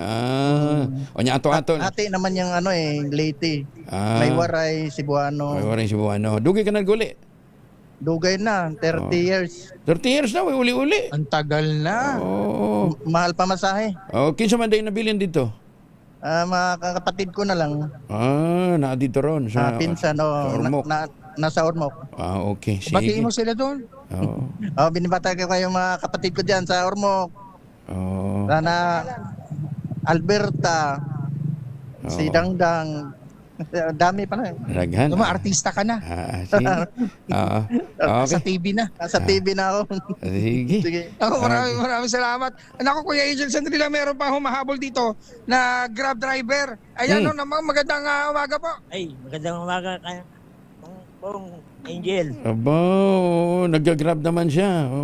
At itong si tatay galing saan ka ba galing? Resort World po. Galing na Resort World. Terminal 3. Sa may Resort World po, kay Angel. Napakinggan nyo doon. Opo. Tapos pasugod kayo rito, ang layo. Kahit malayo, basta si yung Angel. Dahil sino pa pa itong mga announcers sa DZRH tuwing umaga? Siyempre, si Kong Angel. Kong Angel, ito Kong Angelo Palmones, ito meron kong 1,000 pesos. Meron din siya. Magaling nga. Pero mo, ang layo ng pinanggalingan. Pagkasulina to, Kong Angel, medyo paugod-ugod na yung gas ko Pangdagdag. At syempre, meron ka rin DZRH t-shirt yan dahil umabot meron din. Maraming salamat po. Wala naman. Sige. Kong Angel. Shoutout pala sa mga taga-Cagayan, Kong Angel, sa Bugay. Taga Bugay. Naimbag na bigat. Pangalan nyo po pala? Manuel Torda. Kuya Manuel, yan, na sumugod pa galing sa Bugay, Cagayan. Okay. Nako. Ako ba dito? Nako, ang layo Sherwin. ng pinanggalingan. Sherwin. Eto, dapat pumunta ka rin daw ng Bigan. Sabi ni Susie sa Bugay. Sabi ni Susie de la Cruz, punta ka rin ng Bigan. Pag pumunta kayo doon, ipakainin ko kayo ng mga alimango. Makikita mo. Halika na ngayon, halika na. Alis na tayo, punta na tayo ng Bugay. Tapos sabi din ni Jose Ramonulod, punta ka rin daw sa New Jersey. USA. Sa New Jersey, naku, malapit lang yan. Mga 2 kanto mula rito. New Jersey. Dito sa Makati. Yan na. At syempre sa mga nais manalo ng 1,000 pesos, laging tumutok sa DZRH, baka kayo nasa dating winner sa DZRH Malacash promo kasama ang Pride Detergent. Aris number 6, Sherwin Bata Alfaro, DZRH, una sa Pilipinas, una sa Pilipino. Maraming salamat, Sherwin. Tutok lang, tutok na sa DZRH Radio, DZRH Facebook, DZRH YouTube, at DZRH TV. Baka ikaw na ang susunod na winner sa DZRH Malacash promo. Mamayaban lang dyan po sa Las Vegas, Nevada. Mamayaban lang, good morning. Ingat din po kayo, ha. Teka, may mga nagbe-birthday ngayon. Nasa listahan ko ng mga birthday celebrator ngayon. Ayan, ha. Happy birthday kay Kuya Danny Pangilinan, ha? At kay Boss Opet Velasquez na nagdiriwang ng birthday ngayon. Maganda umaga, Pilipinas! 57 makalipas sa alas 4 ng umaga, oras na para tayo po naman ay mag-ultamayo. Ano nga bang ultamayo? Ang ultamayo po ay postbiotic with Lactococcus lactoserine plasma. Dumaan po ito sa mahabang clinical trial, hindi testimonial, hindi kwentong kutsero, kundi human clinical trial dyan po sa Japan. At doon na patunayan katunayan na very potent po ito na pagpasok po sa ating immune system o sa ating sistema, ina-activate po nito yung PDC, yung plasmacytoid dendritic cell. Yan po yung tinatawag na madalubasan na commander ng ating immune system, responsable sa pagtataboy ng mga toksin sa ating katawan habang tayo po ay natutulog. Ang bawat kapsula ng Ultabio ay nagtataglay ng 50 billion cells ng Lactococcus lactis strain plasma. Kaya po naman, nakatutulong ito para ma-achieve natin ang magandang tulog. Pag magandang tulog, may panlaban tayo sa puyat, pagod at stress. Ilan lamang yan sa mga benepisyo po ng Ultamayo. Kung meron pa po kayong mga concerns, mag-text lamang sa 0931-033-2871. Meron na tayong mga medical experts na nakastambay dyan, ha? Ang Ultamayo po ay registrado sa Food and Drug Administration, halal certified. At ang magandang balita, kapag bumili ka ng isang box ng Ultamayo Postbiotic, yung 30 capsules sa alinmang Mercury Drug Store sa pambansa, makakakuha ka ng free 100 pesos Mercury Drug gift certificate. Promo runs until July 31, 2026 only. Per DOH FDA, our permit number 0981-07-2025. Mahalagang paalala, ang Ultamayo ay hindi gamot at hindi dapat gamiting panggamot sa anumang uri ng sakit. Maganda umaga, Pilipinas! Mga smuggled na sigarilyo nasamsam sa isang Indian national sa Bisao Mountain Province. Detalye ng balita mula kay Romy Gonzalez, Arch 41, na imbag na bigat, Romy. Bigat, Kuya Angel, isang Indian national ang naresto matapos na kumpiskahan ng mga smuggled na sigarilyo sa ikinasang anti-illicit cigarette interdiction operation ng mga otoridad sa barangay Kinayway, Bisao Mountain Province sa kahapon. Ang 33 anyos na lalaking negosyante ay naaresto dahil sa paglabag sa Republic Act 10643 o ang Graphic Health Warning Law at Republic Act 10963 o ang Tax Reform for Acceleration and Inclusion o TRAIN Law na kumpiska. Sa naturang operasyon, ang 82 rims ng Modern Red Cigarettes, 15 rims ng Modern Light Cigarettes at 10 packs ng Modern Red Cigarettes na may Bureau of Internal Revenue Assessed Liability na nagkakalaga na 850,124 pesos and 49 centavos. Ang operasyon ay sinagawa ng mga kagawad ng PNP, CIDG at ng Bureau of Internal Revenue. Sa isinagawang on-site inventory ay sinaksihan ng mga opisyal na barangay sa barangay Kinayway. Ang suspect at mga nakumpiskang mga kontrabando ay nasa pag-iingat ngayon ng Bisao Municipal Police Station para sa proper documentation at disposition bago ang pagsasampa ng kaukulang kaso laban sa naturang Indian National. Ito si Alice 41, Romy Gonzalez Persabi. Yes. Saan yung Bisao? Sa Mountain Province. Hindi, saan banda? Before, after Sagada. After Sagada, Mountain Province. After Sagada, edi matao na rin. Oo, marami ng tao din. Oo. Hindi siya remote town, ha? Hindi. Just after, pag Sagada, ilang minutos na lang, sunod ang Bisao. Okay. Kaya tinatanong, akala ko doon nagkakadulong itong mga smuggler na ito. Hindi pala, matao na rin pala itong lugar na ito. Oo, karamihan yung mga ganyang mga kontrabando, dinadala sa mga remote areas tulad ng Bisao. Nakakagulat nga, tignan mo, Indian national pa, makakarating sa Bisao para lang magbenta ng puslit sa sigarilyo. Hindi, kasi alam mo naman, nagkalat naman yung mga ganitong mga foreign nationals dito na nagdinegosyo din sa Pilipinas. Yung iba nga, nabibigyan pa nga ng refugee status, kahit na wanted sa ibang bansa, di ba? Di ba? Nabibigyan pa nga ng refugee status, di ba? Tapos iimbestigahan ko na rin ng mga senador. Pagkatapos biglang ititigil ng investigasyon. Napanood ko na yan, Ayan. Teka muna, kumusta ang weather dyan? Napakainit na ng Baguio. Mainit na. Pero at least balik-sigla yung turismo. Kahit may init, marami pa rin umaakyat. So parang after yung konting krisis sa petrolyo, unti-unti bumabalik yung sigla ng turismo sa Baguio kahit medyo mainit na rin ang panahon. Kumusta yung gulay? Wala na nagtatapo ng ng gulay nila? Ayan ang problema ngayon, Kuya Angel, dahil medyo napakababa ngayon ang presyo ng mga gulay sapagkat kukunti yung bumibili. Kung kaya't ang ginagawa ng mga magsaka natin, nakikipag-coordinate sa mga local government units sa iba't ibang lugar at sa mga organisasyon nang sa ganoon ay may makabenta sila ng kanilang produktong gulay at least hindi na nila itinatapon. Yung iba nga pinamimigay ng libre. Dahil sa halip na itapon mo, di ipamigay mo na lang. Yun ang ginagawa na lang.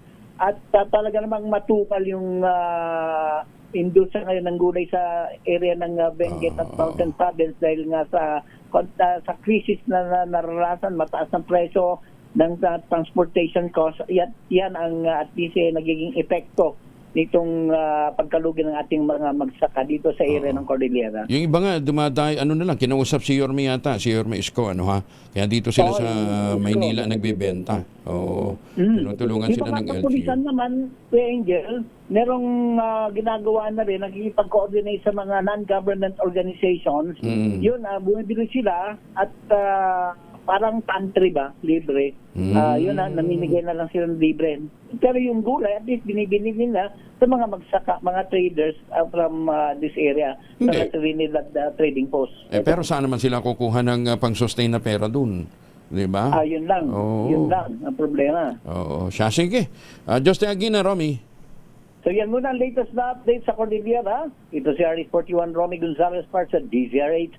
Una sa Pilipinas, una sa Pilipino. Maraming salamat, Romy. Magandang umaga din kay Governor Monmon Guico dyan po sa Pangasinan. Magandang umaga kay Senator Risa Ontiveros. Pasensyahan nyo na daw si Senator Risa. Abala din ho siya sa pagpa-farming ngayon. Yan ha. Kaya hindi niya na rin aasikaso yung pag-iimbestiga doon sa mga foreign nationals na nandito sa Pilipinas, nagtatago sa Pilipinas, fugitive from the law, doon sa kanilang bansa, lalo-lalo na yung galing China, pero dito sa Pilipinas, nabigyan sila ng refugee status. Ayan, Initial na inimbestigahan ng Senado, hindi na natuloy. Ayan.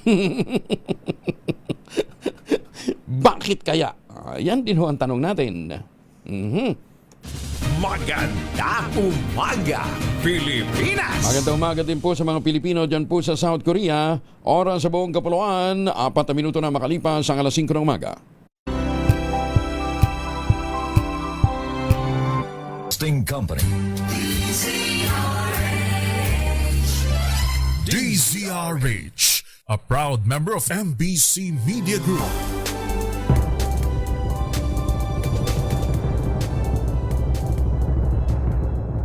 Golden Dove for Best Science and Technology Journalist goes to Angelo Palmones, DZRH. Ito na ang 28th KBP Golden Dove Awardee, Best Science and Technology Journalist, si Angelo Palmones sa Magandang Umaga, Pilipinas. DZRH, Magandang Umaga, Pilipinas, sa DZRH Radio, DZRH TV at DZRH Online.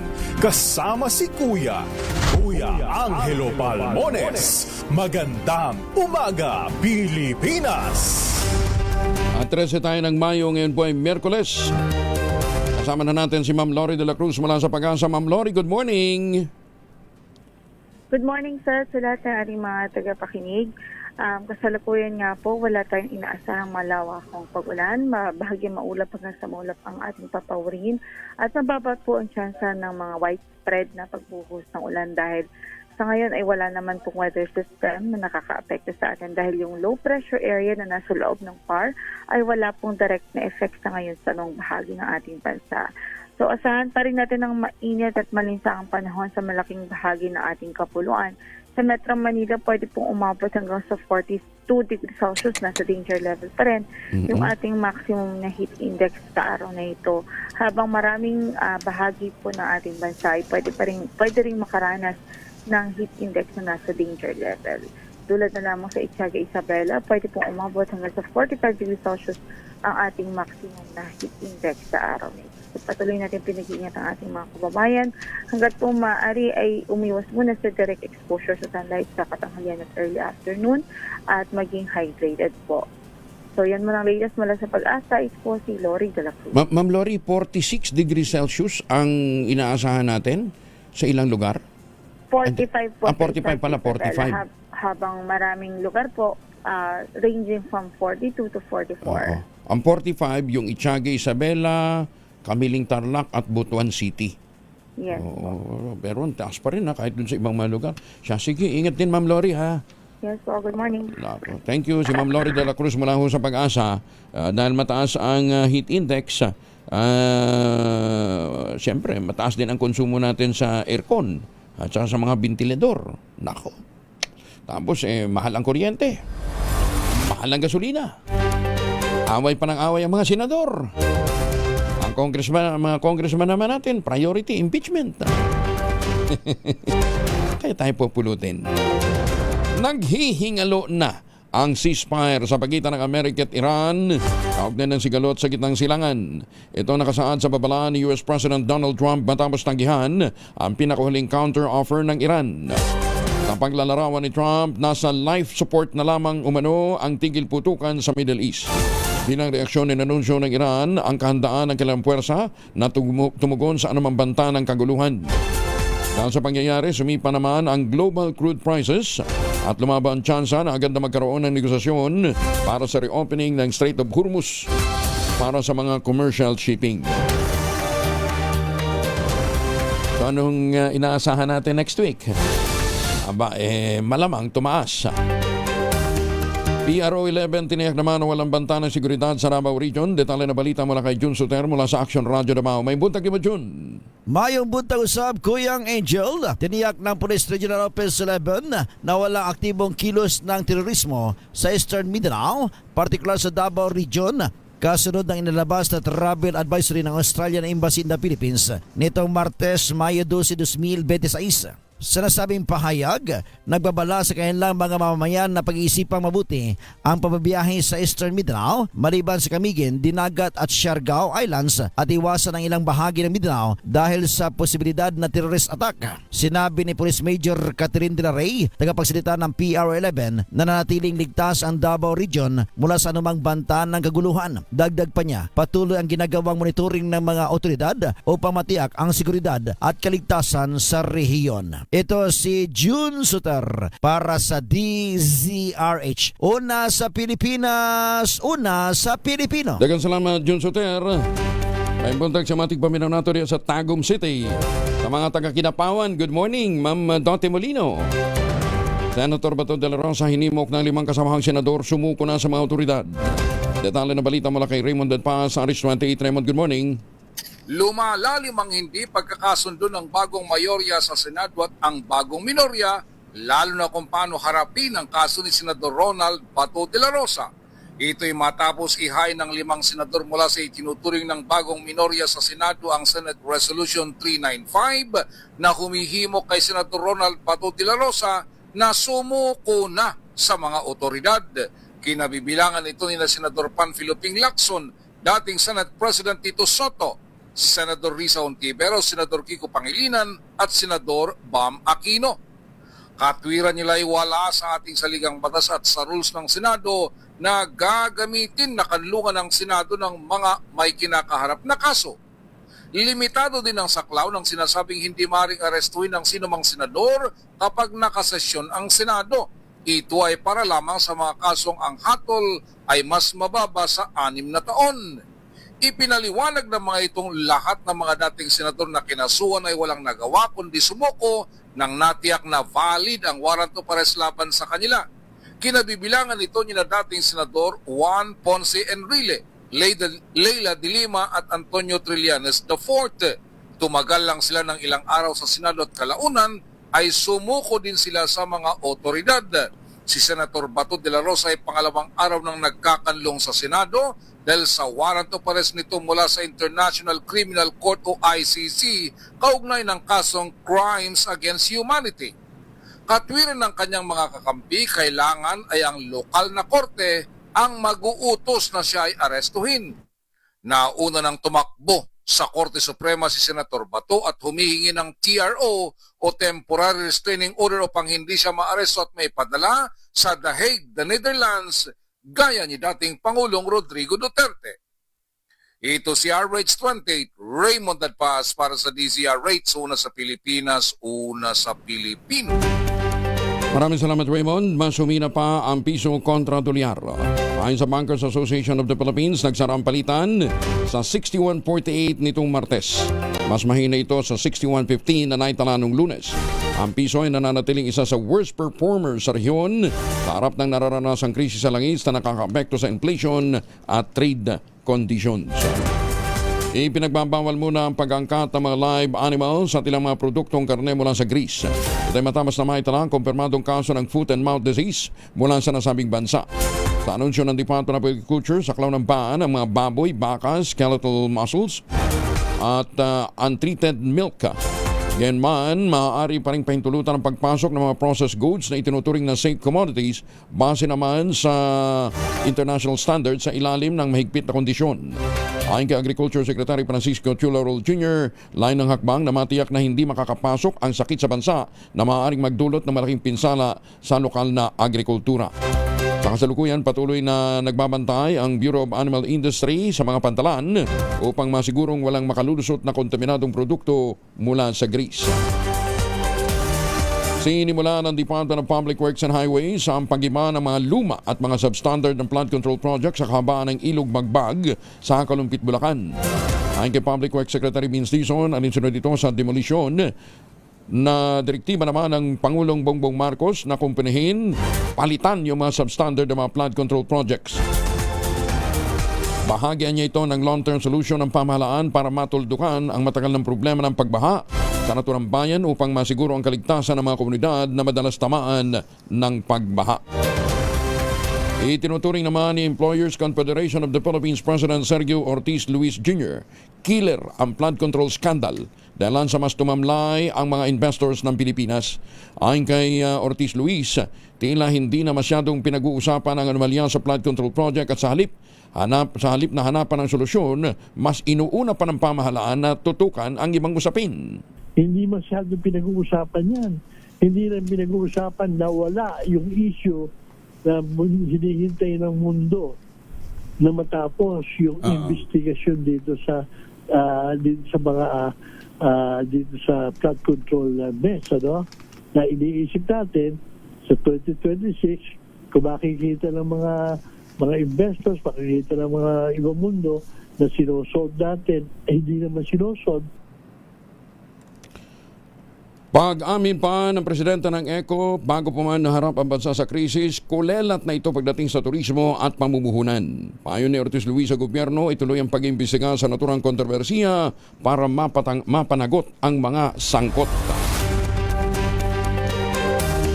Maaaring gawing panangga ng bansa ang ginto laban sa banta ng inflation at patuloy na pagtaas ng presyo ng langis at paghina ng halaga ng piso. Ang problema nga po, nagbenta ho tayo, nag-unload ho tayo ng gold. Ayon sa UBS Investment Bank Precious Metal Strategies na si Johnny Teves, ang tuloy-tuloy na pagsipa ng presyo ng produktong petrolyo ay maaaring magpahina sa mga currency sa Asia, lalo na sa mga bansang umaasa sa imported na langis gaya nga ng Pilipinas. Dala niya rito ay tumataas ang interes ng mga mamumuhunan sa ginto bilang alternatibong asset. Ginititemes ang nagpapatuloy na tensyon sa Middle East at ang mataas na presyo ng enerhiya ay nagpapataas din sa posibilidad na lalo pang tumaas din ang presyo ng ginto. Paliwanag dito kapag nananatiling mataas ang inflation, habang mababa o hindi tumataas ang interest rates, humihina ang inflation-adjusted returns ng ibang investment kaya mas pinipili ng ilan ang ginto bilang ligtas na investment kahit wala itong interest income. Sa datos ng UBS, kapansin-pansing tumaas ang demand para sa ginto sa Asia dahil sa pangambang humina pa ang mga currency at dahil na rin sa kawalang katiyakan sa pandaigdigang ekonomiya. Yan man nilinaw ni Teves na maaaring humina pa rin ang demand kung lala na naman ang krisis sa ekonomiya dahil mapipilitan ng ilang retail investors na ibenta ang kanilang ginto para magkaroon ng pera tulad ng nangyari noong global financial crisis. Bagong balita, bagong impormasyon, kasama si Kuya Angelo Palmones. Magandang umaga, Pilipinas! 17 na makalipas ang alas 5 ng umaga.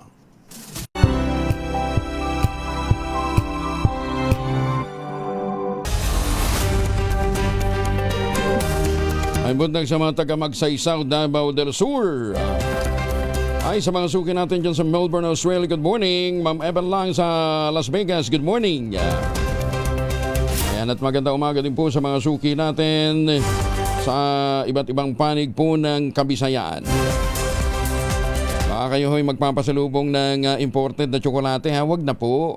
Para ho sa mga pauwi ng Pilipinas, meron po tayong Tangerine Chocolate.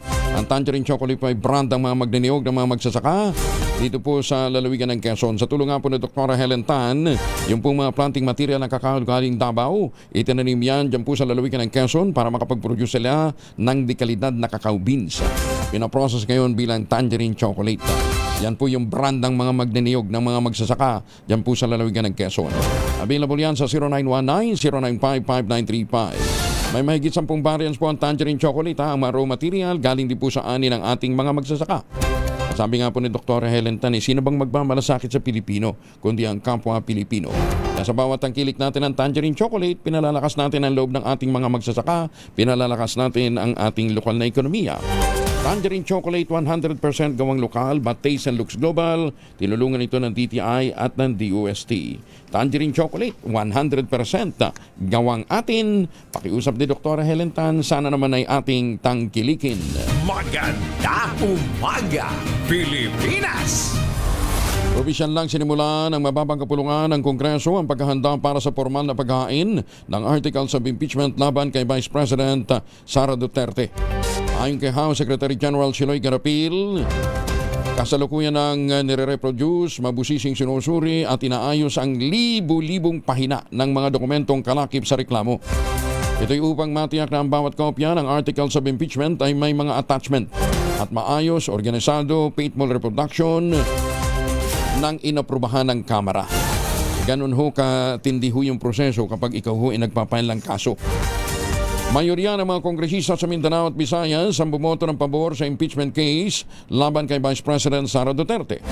Ayon kay Lanao del Sur Representative Z. Alonto Adjong, sumasalamin ang resulta ng botohan na ang panawagan para sa pananagutan ay lumampas na sa hangganan ng rehiyon at partidong politikal kabilang ang mga lugar na dating kilalang baluarte ng mga Duterte.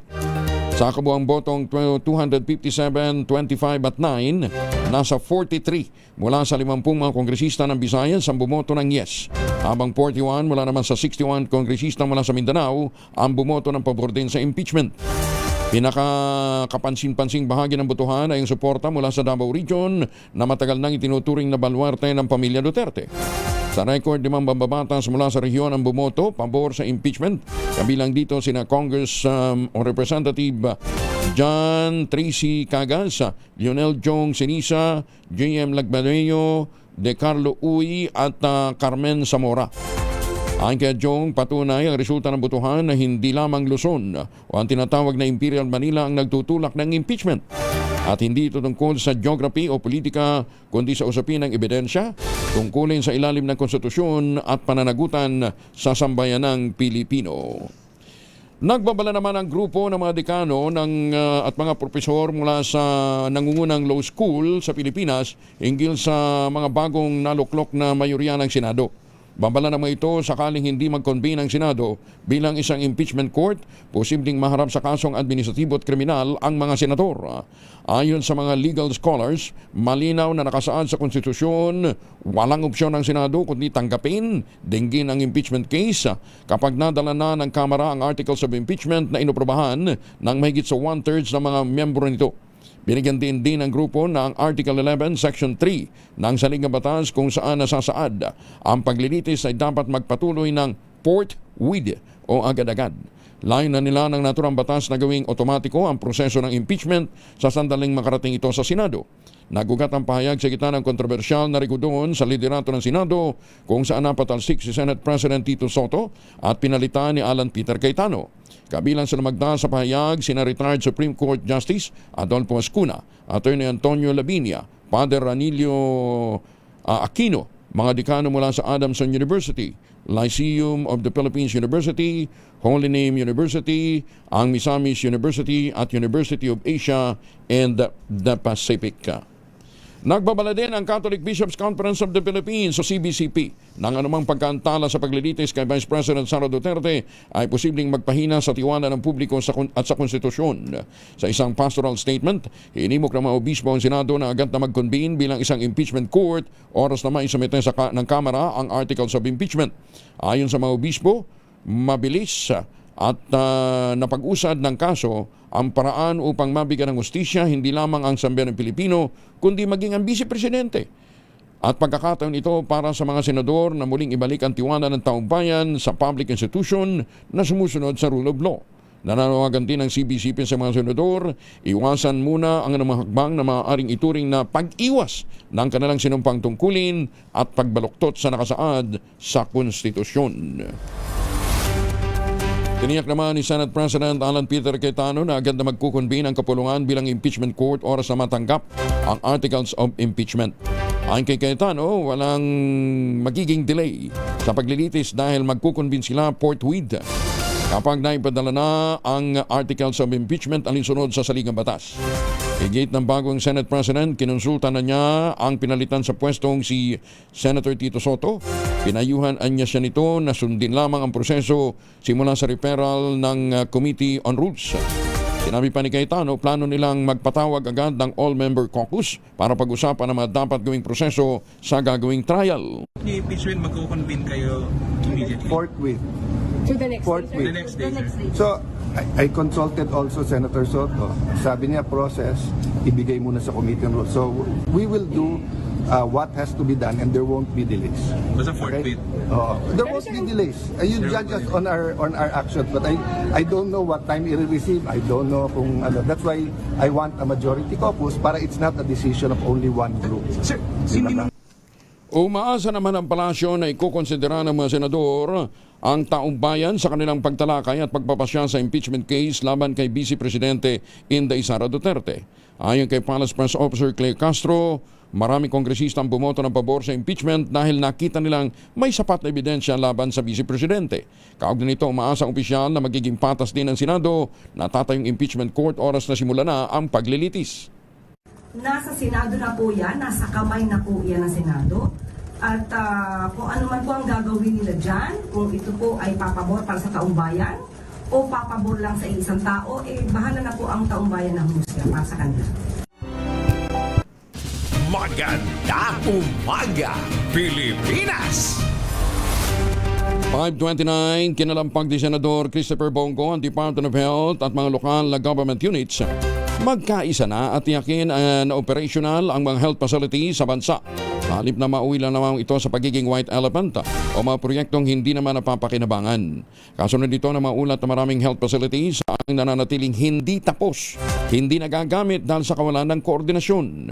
Sa pagdinig ng Committee on Health and Demography, binigyan diin ng Senador na kailangang magtulungan ang pambansa at lokal na pamahalaan at dapat na isantabi ang alitan para sa kapakanan ng mga mahihirap at mga naninirahan sa malalayong lugar.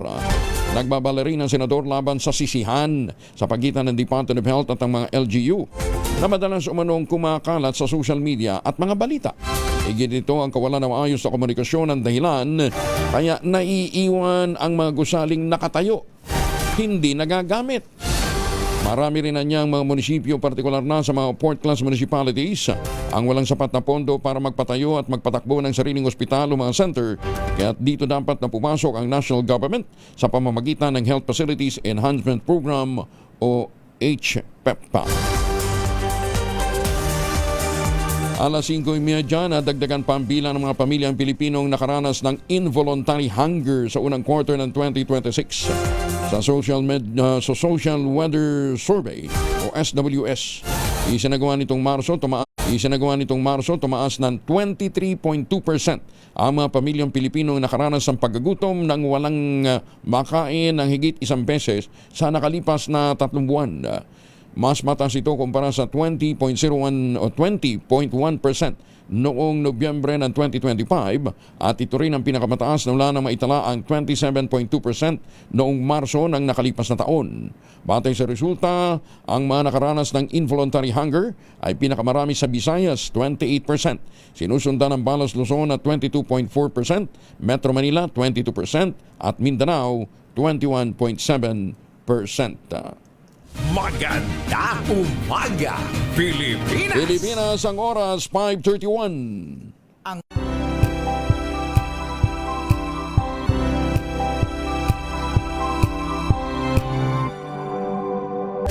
Kuya Angelo Palmones, magandang umaga, Pilipinas!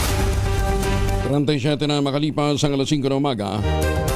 Nagbabala ang mga eksperto sa posibilidad na dumami pa ang mga insidente ng sunog sa Africa at Asia, epekto ng nalalapit na El Nino at climate change.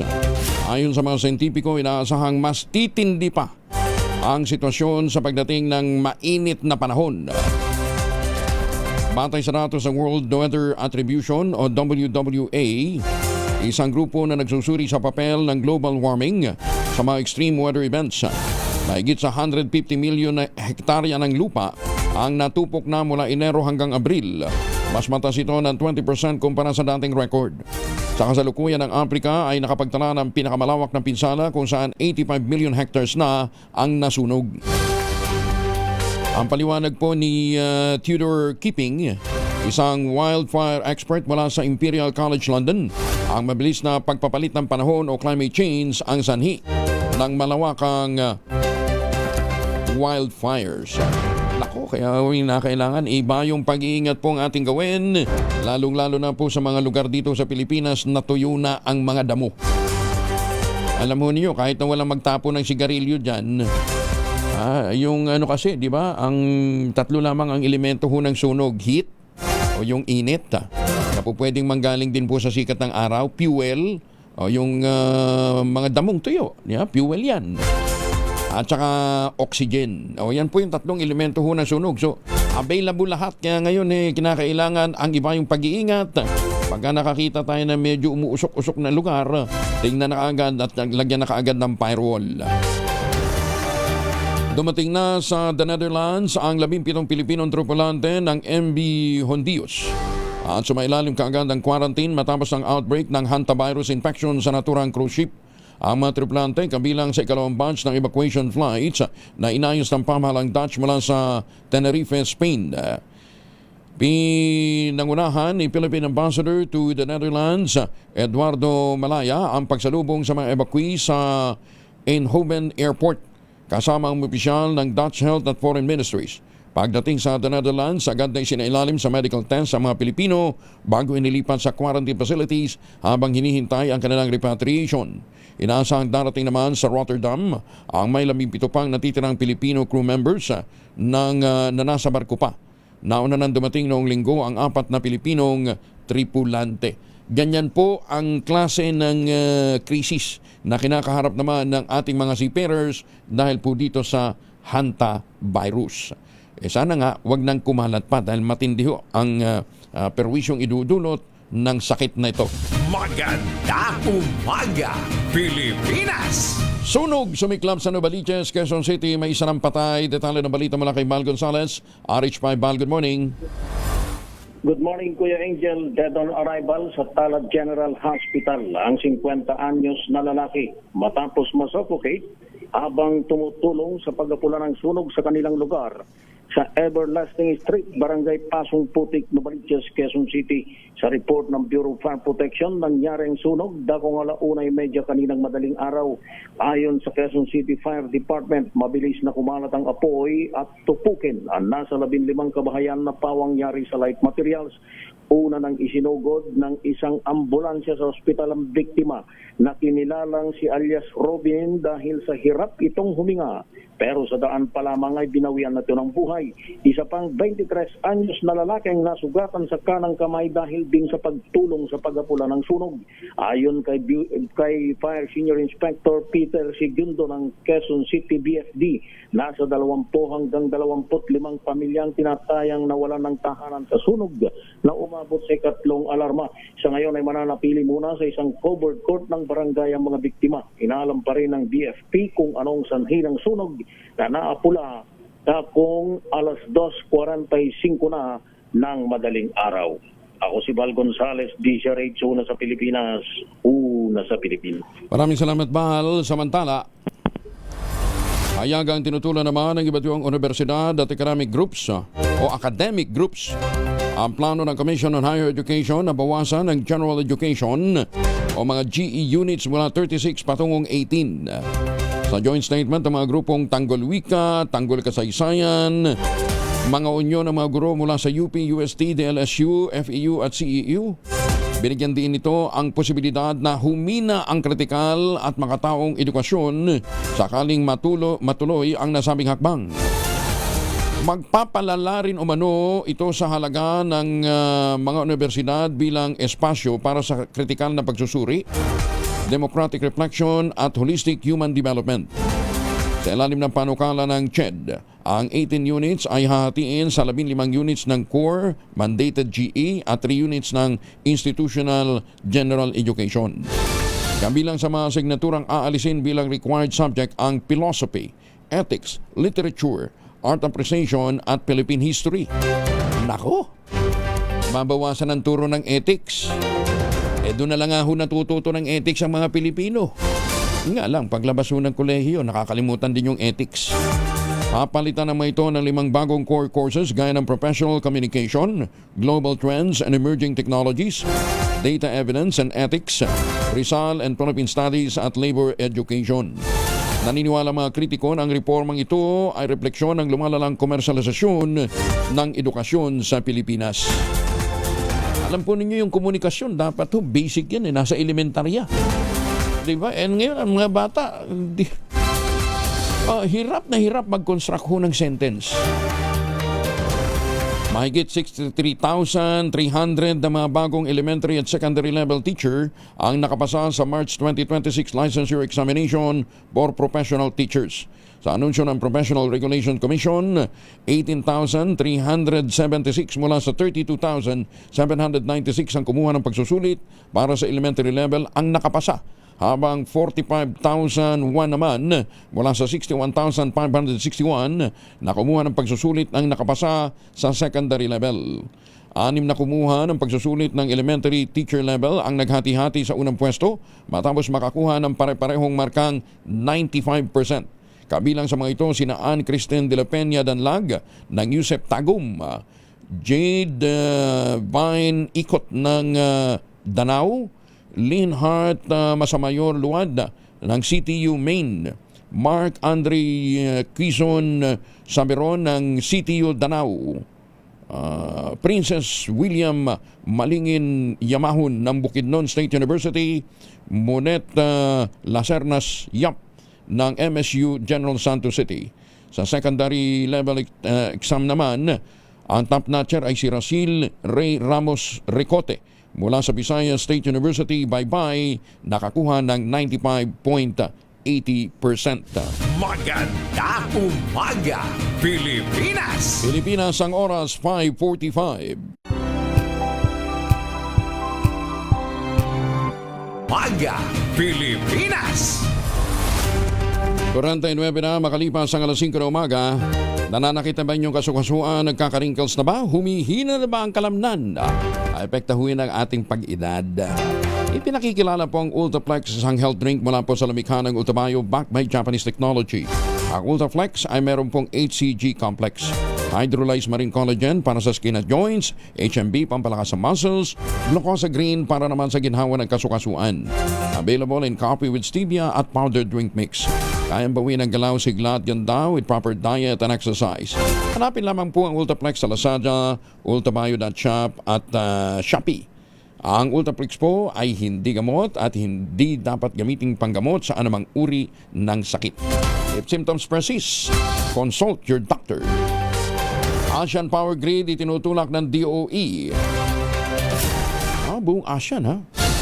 Detalye na balita mula kay Giselle Ricaport, RH15. Giselle, good morning.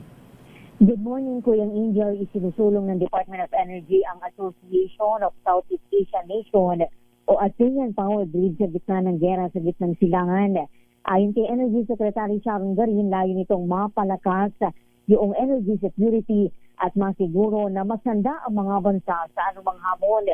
Idiniin niya ang kahalagahan ng mas matibay na pagtutulungan ng mga bansang kasapi ng ASEAN habang patuloy na isinusulong ang mas malinis at mas moderno na energy system. Sinabi ng talihim na mahalaga ring masiguro na walang maiiwan at nananatiling abot kaya yung serbisyo para sa ating mga kababayan.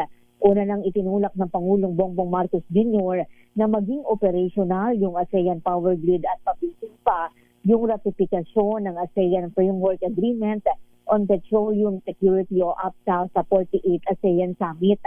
Nagkasundo yung lahat ng leader sa dialogo sa kahalagahan ng matatag at maaasahang energy supply chain, energy interconnectivity at accelerated diversification tungo sa renewable at alternative sources. Oras na maritipikahan yung APTA, masisiguro yung mutual support sa mga bansang kasapi ng ASEAN sa panahon ng kakulangan ng supply, habang sa ASEAN Power Grid naman, makokonekta yung electricity network sa lahat ng 11 na member state para sa cross-border power trading.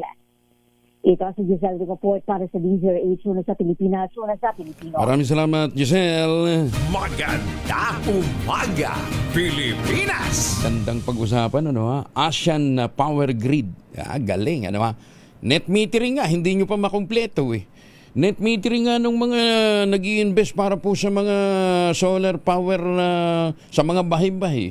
Hindi nyo nga maayos Unahin nyo muna yung domestic na pwede nating solusyonan. Police Pampanga nahulihan ng 700,000 pesos na laga ng illegal drugs. Police. Detalye na balita mula kay Grace Alzano, Aris 25. Grace, good morning. Good morning, Angel. Arestado ang isang police patrolman na naka-assign sa Mexico, Pampanga. Makaraang ikasa dito ng kanyang mga kabaro ang buy-bust operation. Na-recover dito ang nasa 700,000 pisong halaga ng illegal na droga o shabu at tumitimbang ito ng nasa 105 na gramo pasado alas 11 ng tanghali kahapon sa bahagi ng Purok 5, Barangay San Jose sa Mexico, Pampanga. Katuwang ng Mexico PNP at Pampanga Police Provincial Drug Enforcement Unit, naging makatuparan ang kanilang ikinasang buy-bust operation. Matagal na rin daw sinusubaybayan ang mga kilos at galaw ng naturang pulis. Makaraang magpositibo nga mula sa mga sumbong ng mga concerned citizen. Ayon kay Regional Director Police Brigadier General Jess Mendez, kabilang ang pulis na naaresto sa drug watch list. Maliwanag din daw ito na no one is above the law, kahit pulis ka pa. Sa ngayon, sinampahan na ng kaukulang kaso ang naturang pulis at ng civil at administratibo ang nakatakda nitong kaharapin. Yan ang ating update. Ito, RH25, Grace Vera Sanzano, una sa Pilipinas, una sa Pilipinas. Maraming salamat, Grace Sanzano. Alam niyo, nakakabwisit yung mga ganyang klaseng mga pulis, Ang laki-laki na ng sweldo nyo, Ang taas-taas na ng sweldo nyo. Naiisip nyo pang gumawa ng ganyang klase ng mga katarantaduhan? Ay, nako. Kaya dapat talaga kung ibabalik po ang parusang bitay, di ba? Unahin yung mga law enforcers na nasasangkot sa mga ganyang klase ng mga kalokohan. Ini-scan ko dito magkano bang sweldo ngayon ng ano. Yan. Ang police lieutenant pala ito. Police lieutenant 48,000. Yung ordinaryong police wala dito. Hindi ko makita. Anyway, laki na sweldo ng mga yan Di ba? Pagkatapos kung ano-ano pang mga kalokohan pinag-aatupag. Maganda umaga, Pilipinas! Oy, maganda umaga din sa mga taga-ARTA yung Anti-Red Tape Authority. Ayan totoo bang itong si RDO June Kabantak dyan sa Paranaque, sangkaterbang reklamo ngayon dyan sa ARTA nireklamo ng mga taxpayers. Nako, hindi ko konsuntihin ni Commissioner Mendoza yan anyway, sige, ipadala niyo sa atin ditong mga complaints na yan at nang sa gayon isa-isa natin magandang umaga doon sa mga boy mansion. Kumusta na yung inyong mga resort ayos ba? Nahihiya silang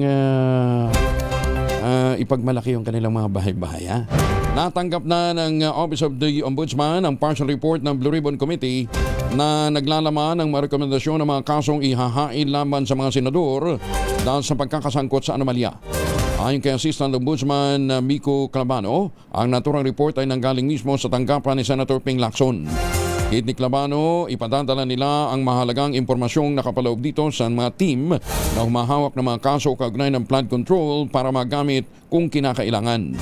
Kabilang sa may nirekomendang kasuhan, sina incumbent Senator Chris Escudero, Joel Villanueva, Jengo Estrada, gayon din si dating Senador Bong Revilla Jr., late Representative Martin Romualdez at dating Congressman Saldi Co.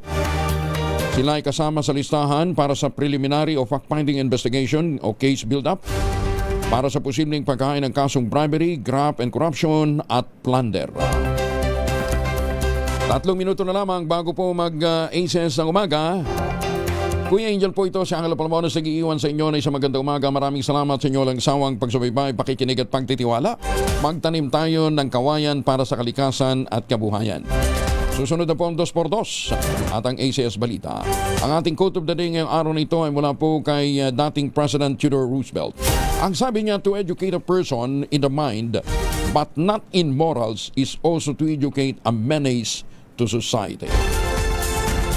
Menos stress bago po mag-ACS. Maganda umaga, Pilipinas!